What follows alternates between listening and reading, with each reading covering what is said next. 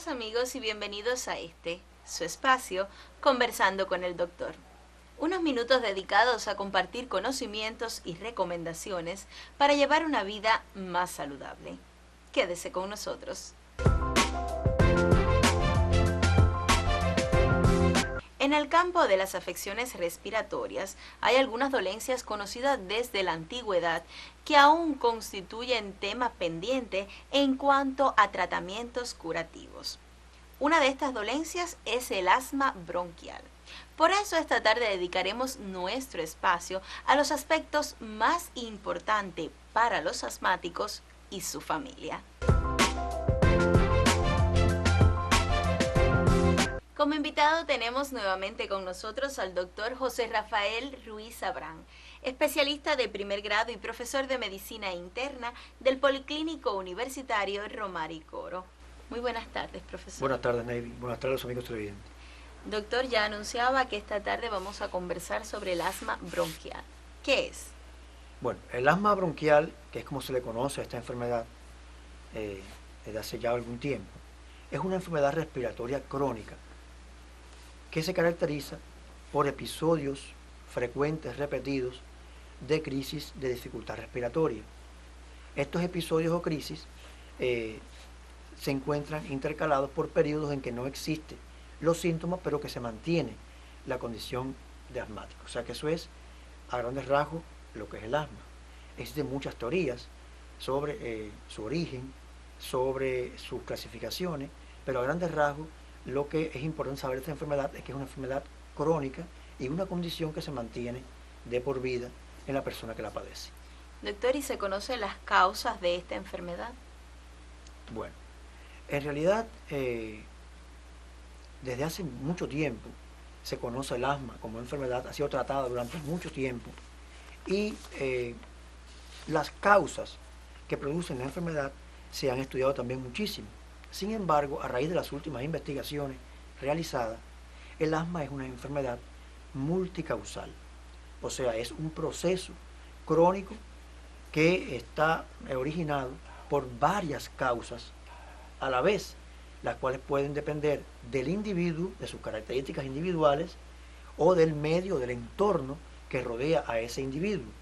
Y por tanto, se dice que es una enfermedad multicausal. Hay muchos factores que son frecuentes en la génesis del asma. En primer lugar, los factores genéticos, los factores climáticos o alérgicos, y también se incluyen factores de la contaminación ambiental y factores neuroemocionales. O sea, ya se sabe que también el estrés y otros desbalances emocionales pueden generar episodios de asma en las personas que padecen esa condición. ¿Y qué tan frecuente es esta enfermedad en nuestros días? Bueno, el asma es una enfermedad muy frecuente en ello.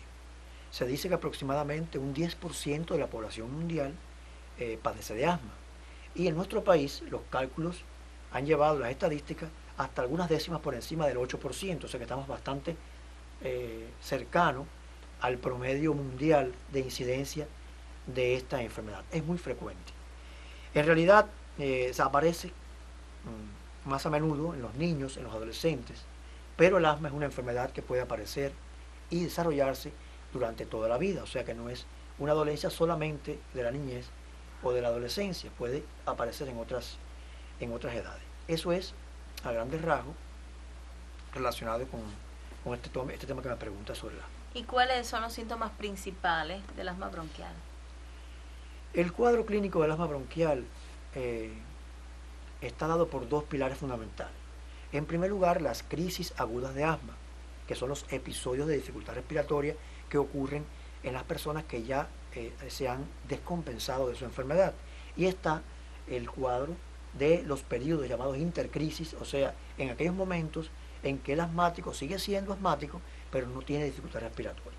Las crisis agudas de asma, que son muy frecuentes, están dadas muchas veces por síntomas que anuncian la inminencia de la crisis, como la tos seca, la coriza, el insomnio, el nerviosismo, que son elementos que anuncian en muchos asmáticos la inminencia de un cuadro agudo de asma bronquial, el cual está caracterizado sobre todo por una dificultad respiratoria notable que puede ir incrementándose y que está dada por la constricción de los bronquios en estos momentos que ocurren estas crisis. O sea que eso es, a grandes rasgos, lo que es la crisis como tal. Los individuos fuera de las crisis no tienen ningún síntoma clínico que los pueda identificar como asmáticos, excepto que en algunos asmáticos de una categoría superior llamado asma persistente, pues pueden mantener algunos síntomas a pesar de no estar propiamente en crisis. Pero a grandes rasgos, la clínica del asma está dada por las crisis y por el estado intercrisis. Doctor, ¿y es fácil diagnosticar el asma? El diagnóstico del asma puede ser muy fácil cuando ya la persona se conoce que ha tenido estos episodios asmáticos. O sea, un individuo que ya sabe que es asmático y que desarrolle un evento de falta de aire, dificultad respiratoria, pues es muy sencillo suponer que se debe a su padecimiento. Y en estos casos es muy fácil identificar la crisis y, por supuesto, tratarla. Sin embargo, hay enfermedades que tienen dificultad respiratoria y que no tienen nada que ver con el asma. O sea que la dificultad respiratoria puede confundir hacia otras enfermedades que también afectan la respiración. Y el caso más típico es en los pacientes mayores, o sea, los ancianos que tienen algún padecimiento cardiovascular, alguna cardiopatía, que puede generar falta de aire, disnea, que es como se llama en medicina, y en estos casos puede haber confusión. O sea que el diagnóstico es sencillo, pero hay que tener cuidado cuando el probable o supuesto asmático se trata de una persona mayor que tiene otras enfermedades. Profesor, se dice que el objetivo fundamental del tratamiento para el asma no es curativo, sino evitar las crisis y sus complicaciones. ¿Es cierto esto? Es absolutamente cierto, Ney. O sea, una enfermedad crónica como el asma, que por supuesto es imposible de erradicar esa condición, o sea, de que una persona deje de ser asmática. En unas condiciones como esa, es lógico que lo fundamental sea evitar que las crisis se sucedan en mayor cantidad. O sea, el objetivo del tratamiento del asmático es evitar que estas crisis se sucedan en un número que afecte la vida, la calidad de vida del enfermo o que pueda llevar a complicaciones. Todos los asmáticos tienen diferentes orígenes en su enfermedad, responden a diferentes situaciones y por tanto se hace prácticamente imposible que exista algo capaz de abarcar todo este universo de causas, de elementos que son individuales. Por tanto, en el asmático, como tú me preguntabas, el objetivo es reducir el número de crisis, la intensidad de estas crisis y por supuesto que la frecuencia de ellas traiga a largo plazo complicaciones como el enfisema y otras enfermedades crónicas que se relacionan mucho con los asmáticos que no se controlan. O sea, ese es el objetivo del tratamiento en estos casos. Doctores, ¿y qué acciones preventivas puede llevar a cabo la familia para evitar estas crisis? Ciertamente, Navy, siendo la enfermedad un proceso crónico, la prevención, como te decía, es fundamental. Vamos a ver en pantalla aquellas situaciones que deben evitarse a toda costa porque son factores desencadenantes de las crisis de asma bronquial. Factores desencadenantes frecuentes de crisis asmática. En primer lugar, los ambientes polvorientos, los irritantes químicos, el humo de la combustión y de los cigarrillos, caspa de animales, polen de las flores, hongos y ácaros presentes en libros viejos, colchones, cortinas, alfombras, etc. Los alimentos alergénicos, sobre todo aquellos enlatados, condimentos artificiales, mariscos, entre otros. Y finalmente, los medicamentos que pueden generar crisis de asma, como la aspirina, los antiinflamatorios y otros medicamentos que en las personas susceptibles pueden generar estos episodios.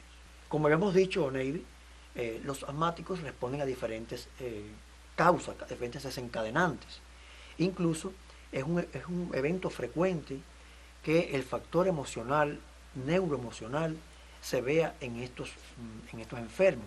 Por ejemplo, en la clásica situación en que el asmático desarrolla una crisis o está a las puertas de una crisis porque se olvidó traer consigo el inhalador que utiliza para aliviar las crisis.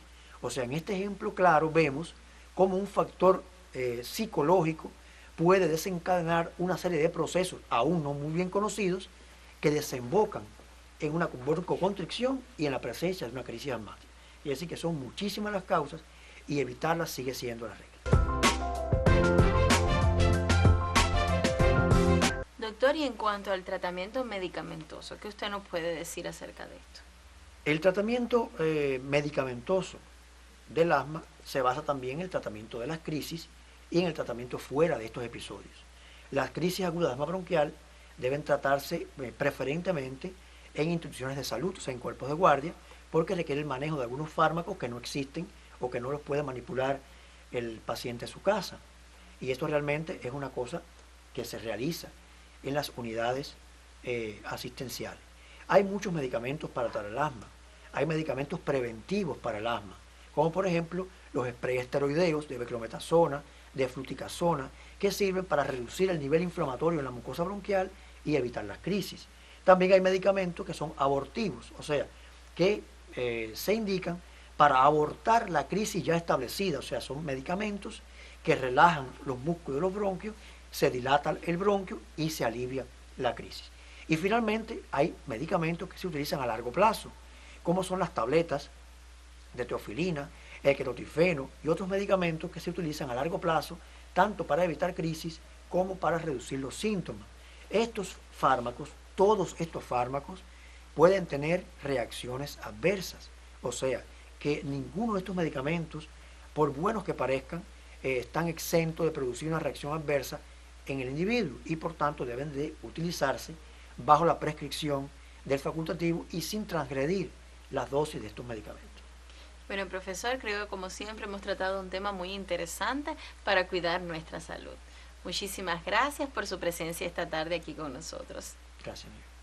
Y a ustedes, mis amigos de siempre, yo los invito a un nuevo encuentro para juntos aprender interesantes temas médicos y de salud aquí, conversando con el doctor. Hasta la próxima.